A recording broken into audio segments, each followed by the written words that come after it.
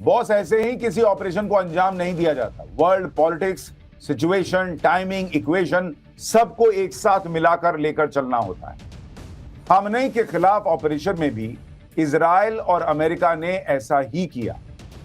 हमले वाली रात 9 बजे से लेकर भोर के 3 बजे यानी खामनेई की मौत के ऐलान तक क्या कुछ हुआ, अब इस चैप्टर में इसकी बात करते हैं।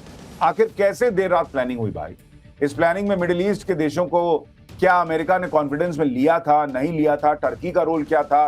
क्यों यहां बड़ा संदेहास्पद हो गया है टर्की का रोल? यह सब भी आपको बताऊंगा। रात 9:38 पर आखिर ऐसा क्या हुआ कि ट्रंप अचानक सुपर एक्टिव हो गए? किसका फोन आया था भाई? क्या बात हुई? ट्रंप ने टर्की को फोन क्यों किया था और कहां से यह सिग्नल मिला कि तेहरान में 30 बमों के साथ तगड़ा प्रहार हुआ? यह सब आपके लिए लेकर आया हूं। लेकिन इस वक्त की एक और बड़ी खबर आ रही है। एक और बड़ी खबर, हमले में ईरान के पूर्व राष्ट्रपति अहमदीनेजाद की मौत की खबर आ रही है। इजराइल अमेरिकी अटैक में अहमदीनेजाद की मौत हो गई है। ईरान के राष्ट्रपति मसूद पेजेश्कियन की अपील है कि दुश्मनों के खिलाफ एकजुट होना होगा। यानी ईरान पर लगातार हमले बढ़ते जा रहे हैं। पूर्व राष्ट्रपति अहमदीनेजाद की मौत की खबर आ रही है और राष्ट्रपति मसूद पेजेश्कियन का यह कहना कि अब एकजुट होना होगा, ये सीधा सीधा संकेत कि ईरान कहीं से भी सरेंडर के मूड में नहीं है। ईरान बदला लेने वाला है।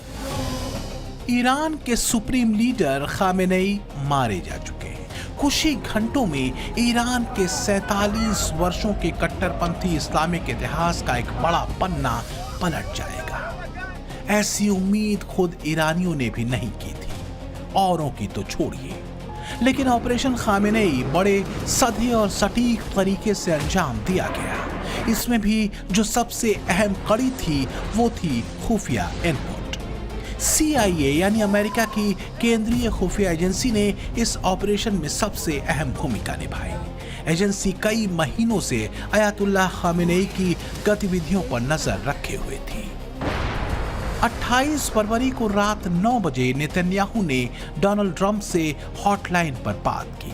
नेतन्याहू ने ट्रंप को बताया कि टारगेट लॉक है, बताएं क्या करना है। खामेनेई अपने टॉप ऑफिशियल के साथ एक जगह पर है। इसके बाद व्हाइट हाउस की प्रवक्ता कैरोलिन लेविट ने ट्रंप के मारे लागो से निकलने का संदेश दिया। ये ट्वीट 28 फरवरी की रात 9:38 पर किया गया। रात 1:38 पर व्हाइट हाउस का एक्स पर एक और पोस्ट आता है जिसमें संदेश होता है कि ट्रंप ईरान के मिलिट्री ऑपरेशन को मॉनिटर कर रहे हैं। ट्रंप सिचुएशन रूम में पहुंचते हैं जहां सारी जानकारी उन्हें दी जाती है।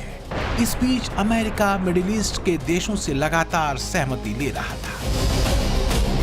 व्हाइट हाउस की प्रवक्ता कैरोलिन लेविट ने रात 2:23 पर एक और पोस्ट सोशल मीडिया एक्स पर डाला जिसमें उन्होंने जानकारी दी कि ट्रंप ने यूके, कुवैत और टर्की के लीडर से बात की है। इसके करीब 10 मिनट से भी कम समय में व्हाइट हाउस की प्रवक्ता कैरोलिन लेविट ने एक और ट्वीट किया जिसमें उन्होंने ट्रंप की सऊदी अरब, कतर, UAE और नेटो के सेक्रेटरी जनरल मार्क रूटे से बात करने की जानकारी दी। कई इंटरनेशनल मीडिया की रिपोर्ट्स में यह दावा किया गया है कि सऊदी प्रिंस ने ट्रंप को सहमति दी। वॉशिंगटन पोस्ट ने तो यह दावा किया है कि सऊदी अरब के प्रिंस ने इशारा किया, तब ट्रंप ने तेहरान में खामेनेई पर हमले की तैयारी को ग्रीन सिग्नल दे दिया। एक के बाद एक 30 बम पूरे परिसर पर आसमान से बरसे। हर जर्रा, हर कोना जैसे बमों की गर्मी से उबल पड़ा। तेहरान में खामेनेई के हेडक्वार्टर में उस वक्त आयतुल्लाह अली खामेनेई के अलावा मोहम्मद बाकपुर जो IRGC के कमांडर इन चीफ थे वो मौजूद थे। रक्षा मंत्री अजीज नासिर जादेह मौजूद थे। एडमिरल अली शमखानी मौजूद थे जो सैन्य परिषद के प्रमुख थे। इसके अलावा सैयद माजिद मौसावी थे जो IRGC एयर स्पेस फोर्स के कमांडर थे और साथ ही ईरान के उप खुफिया मंत्री मोहम्मद शेराजी भी बैठक में शामिल थे। तभी आसमान से बम बरसाए गए। दुनिया एक बार फिर अनिश्चितता के मोड़ पर खड़ी है। ईरान पर हमले और खामेनेई के मारे जाने के बाद युद्ध के बादल ईरान और मिडिल ईस्ट के दूसरे देशों के बीच छा चुके हैं। ईरान भड़का हुआ है और अमेरिका इजराइल भी उसे चेतावनी दे रहे हैं, पर युद्ध जारी है। रूस यूक्रेन वॉर अभी रुका नहीं है। अफगान पाकिस्तान आपस में भिड़े हुए हैं। तो क्या तीसरे विश्व युद्ध के हालात बन रहे हैं? आखिर शांति का राग अलापते अलापते ट्रंप 180 डिग्री क्यों घूम? वैसे मैं आपसे पहले भी कह चुका हूं कि ट्रंप के दिमाग को ट्रैक कर पाना जीपीएस के बूते की भी बात नहीं है, किसी सिस्टम के बूते की बात नहीं। लेकिन अब तो यह पूछा जा रहा है कि ट्रंप का दिमाग कौन से अगले टारगेट पर सेट हो रहा है। सीरिया के राष्ट्रपति बशर अल असद को तो वहां से भागना तक पड़ा। वेनेजुएला से वहां के राष्ट्रपति मुदरो को तो उठाकर ही लेकर चले आ गए और जेल में डाल दिया। अब ईरान के सर्वोच्च नेता खामनेई को मार दिया। ऐसे में सवाल उठने लगा है कि अगला नंबर किसका है?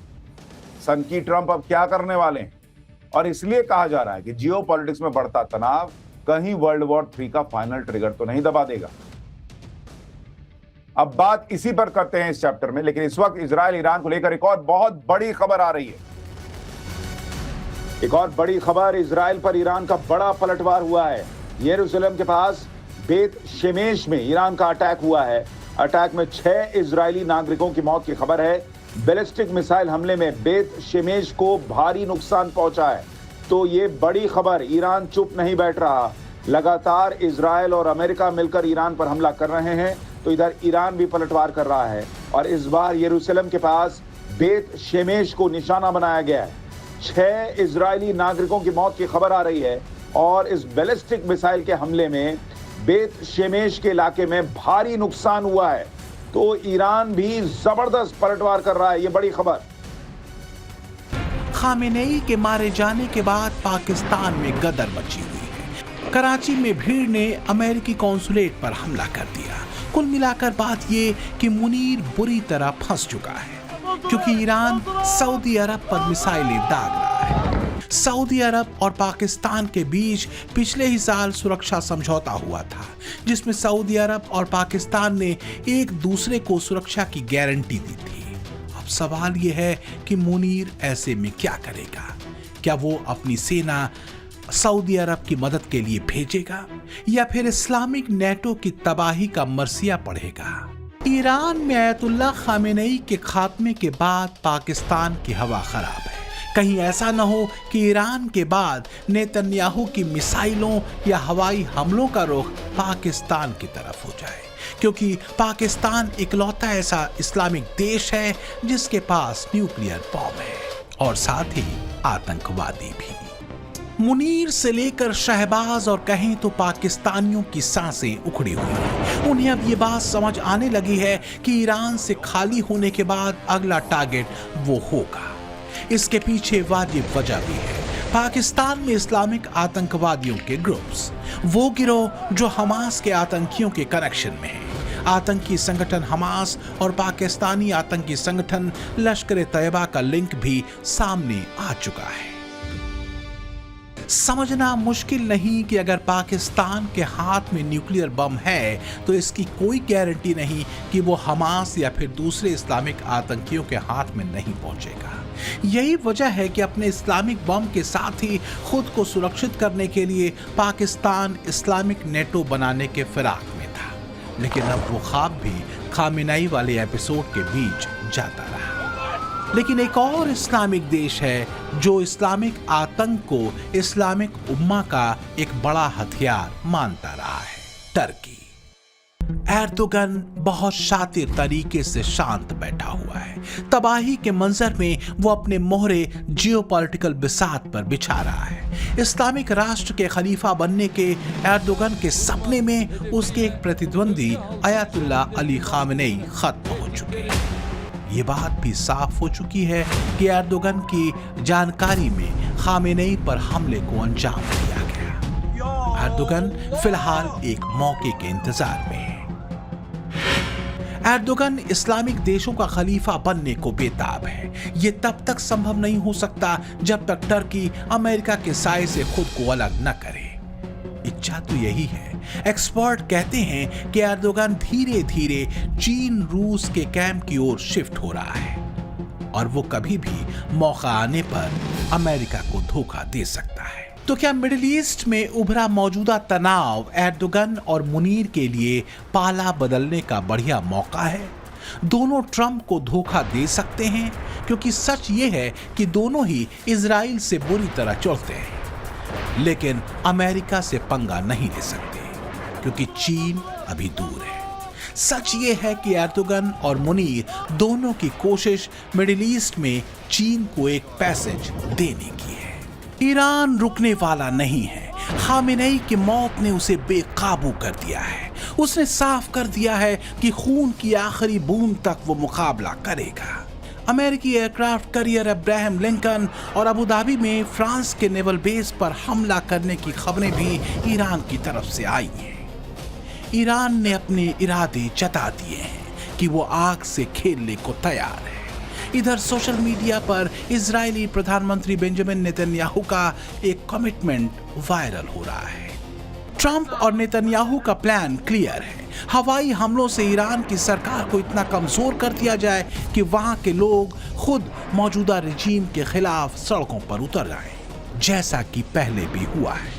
हालांकि एक्सपर्ट मानते हैं कि नेतन्याहू ट्रंप का टारगेट तो पूरा हो ही चुका है। ट्रंप इस युद्ध में ज्यादा फंसना नहीं चाहेंगे, लेकिन बात नेतन्याहू की है तो वो इजराइल की सुरक्षा सुनिश्चित करके ही शांत बैठेंगे, और सुरक्षा की गारंटी है इस्लामिक आतंकवाद का समूल नाश। ईरान अमेरिका के तनाव के बढ़ते जाने की खबरें मिल रही हैं, और इस बीच एक और बहुत बड़ी खबर देखिए इसको। इजराइल ने ईरान के 2 विमानों को मार गिराया है। इजराइल ने ईरान के F-5 और F-4 लड़ाकू विमान को मार के गिरा दिया। ये बड़ी खबर आ रही है। इजराइल पर हमला करने की तैयारी में थे ये विमान, लेकिन इस वक्त की बड़ी खबर, इजराइल ने ये दोनों विमान हमला करते उसके पहले ही उन्हें मार गिराया है। 2 लड़ाकू विमान F-5 और F-4 ये दोनों इजराइल ने मार गिराए हैं, और ये ईरान के लिए बड़ा झटका। हमले की तैयारी के वक्त ही इन्हें इजराइल ने मार गिराया है। 2 फाइटर जेट्स ईरान के ढेर हो गए। ईरान में 47 साल की सल्तनत का खात्मा हो चुका है। सुप्रीम लीडर अयतुल्लाह खामेनेई की मौत हो चुकी है। ईरान के बड़े बड़े कमांडर मारे जा चुके हैं। इजराइल के मिसाइल प्रोग्राम पर सबसे तगड़ी चोट हो चुकी है। यानी अमेरिका और इजराइल जो चाहते थे एक तरह से वो पूरा हो चुका। अब सवाल यह है कि आगे क्या? मिडिल ईस्ट में छिड़े संग्राम का दुनिया पर क्या असर होने वाला? सवाल यह है कि क्या ईरान से लेकर बहरीन और दुबई से ओमान तक छिड़ी बारूदी रंजिश का भारत पर भी असर हो सकता है? यह सवाल क्यों पूछा जा रहा है, इस रिपोर्ट में देखिए। आक्रोश है, आग है, सिसकियां हैं, शोर है और धमाकों का जोर है। तेहरान में तबाही का मंजर, इस्फहान में बरसता बारूद, और इजराइल के हमले से कराहते कोम शहर को देख लीजिए। जान लीजिए कि ये जंग अभी जल्द थमने वाली नहीं है। 47 साल तक ईरान पर एक छत्र राज करने वाले अयातुल्लाह अली खामेनेई की मौत के बाद मिडिल ईस्ट की जंग का दायरा बढ़ चुका है। ईरान की चौहद्दी पार कर मिसाइलें खाड़ी देशों के आसमान को सुलगा रही हैं। युद्ध की यह आग भले ही खाड़ी देशों तक फैली हो, लेकिन इसकी आंच कई देशों तक पहुंचने वाली है।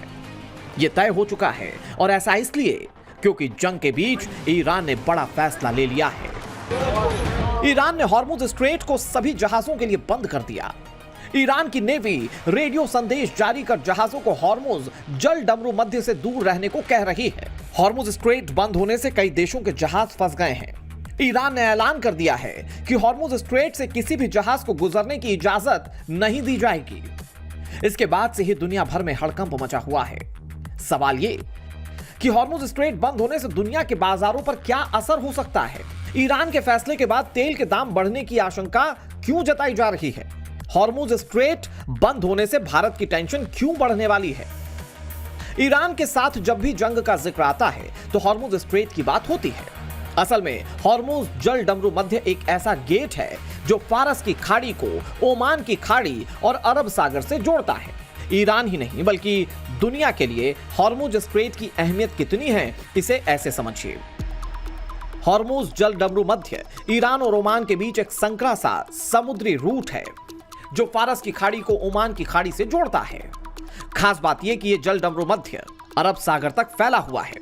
हॉर्मुज स्ट्रेट करीब 161 किलोमीटर लंबा है और अपने सबसे संकरे बिंदु पर सिर्फ 33 किलोमीटर चौड़ा है, जबकि शिपिंग लेन दोनों दिशाओं में सिर्फ 3 किलोमीटर चौड़ी है।